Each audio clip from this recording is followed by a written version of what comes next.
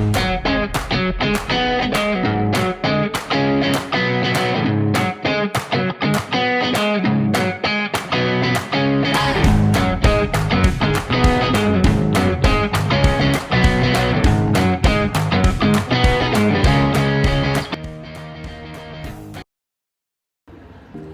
semuanya, perkenalkan kami dari kelompok 3 dari kelas praktikum 2C.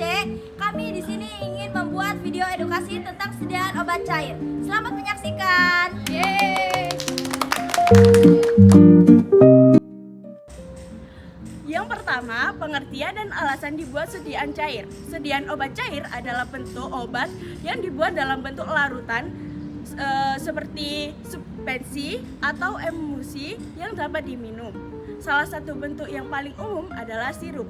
Obat dibuat dalam bentuk cair karena yang pertama lebih mudah diminum, terutama pada anak-anak atau lansia. Yang kedua, dosis dapat disesuaikan dengan kebutuhan pasien. Dan yang ketiga, lebih cepat diserap tubuh dibanding pada obat padat. Kedua, sediaan obat cair. Sediaan obat cair terdiri dari beberapa jenis. Yang pertama, sirup. Sirup adalah larutan bulat dengan obat. Yang kedua adalah suspensi. Suspensi yaitu partikel obat yang tidak larut dan perlu dikocok. Yang ketiga adalah emulsi. Emulsi adalah campuran dua cairan, misalnya minyak dengan air. Yang keempat yaitu tetes oral. Tetes oral yaitu obat yang digunakan dalam dosis kecil. Yang ketiga, keunggulan dan keuntungan sediaan obat cair. Yang pertama, mudah ditelan. Lalu yang kedua, cocok untuk segala umur, mulai dari anak-anak hingga lansia. Lalu yang ketiga, rasanya dapat diatur, bisa manis dan mungkin bisa berasa buah-buah. Lalu yang terakhir, mudah diserap oleh tubuh. 4. Cara penyimpanan obat cair.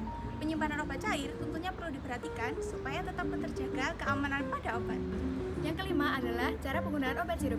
Yang pertama, yaitu gunakan alat ukur resmi seperti sendok ukur, gelas ukur, atau spit. Yang kedua, jangan menggunakan sendok makan atau sendok teh biasa. Yang ketiga, kocok dahulu jika memang diperlukan. Yang keempat, minum sesuai dengan dosis dari dokter yang telah dianjurkan. Yang keenam, yaitu pentingnya untuk mengecek tanggal kadaluarsa. Pentingnya karena yang pertama, agar menjamin kualitas obat tetap efektif. Lalu yang kedua, jikalau obat sudah melewati tanggal kadaluarsa, bahan yang ada di dalamnya dapat mengalami penurunan kualitas. Lalu yang ketiga atau terakhir, jika terus digunakan dapat berefek pada kesehatan. Yang ketujuh, yaitu larangan menggunakan obat tanpa anjuran. Meskipun termasuk obat yang bebas, penggunaan obat tetap harus dengan bijak. Yang pertama, tidak boleh membeli atau menggunakan obat tanpa informasi yang jelas. Dan yang kedua, resikonya yang dapat terjadi yaitu bisa salah dosis, efek samping, dan interaksi obat. Disarankan untuk 1. Berkonsultasi dengan tenaga kesehatan seperti perawat, apoteker, atau dokter. 2. Mengikuti aturan pakai yang benar dengan jelas sesuai tertera di informasi di obat. 8. Ada risiko kesalahan dosis obat cair. Kesalahan dosis obat cair sering terjadi karena penggunaan alat ukur yang tidak tepat seperti sendok makan biasa. Jika dosis terlalu banyak, dapat menyebabkan keracunan. Sebaliknya, jika dosis terlalu sedikit, obat menjadi tidak efektif. 9. Pentingnya mengocok obat cair. Beberapa obat cair seperti suspensi harus dikocok terlebih dahulu karena zat aktif dapat mengendap di bagian bawah botol. Mengocok obat membantu mencampurkan obat secara merata sehingga dosis yang diminum menjadi tepat. 10. Peran tenaga kesehatan. Yang pertama, tenaga kesehatan berperan dalam yaitu memberikan informasi cara penggunaan obat. Penjelasan ini meliputi cara minum obat, cara penggunaan obat khusus seperti inhaler, salep, tetes mata maupun tetes telinga, dan apakah obat tersebut harus diminum dengan air putih saja atau boleh dengan makanan atau minuman yang lain. Lalu yang kedua yaitu menjelaskan dosis dan aturan pakai, meliputi dosis obat, frekuensi penggunaan, dan waktu konsumsi.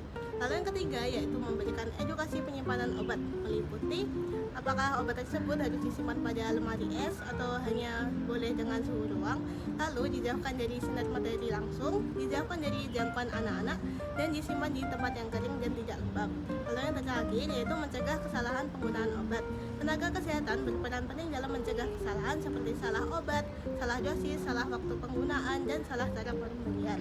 Upaya yang dilakukan yaitu memastikan resep jelas dan benar, memberikan label obat yang lengkap, mengedukasi pasien tentang cara penyimpanan obat, lalu melakukan konfirmasi ulang atau double check. Terima kasih telah menyaksikan.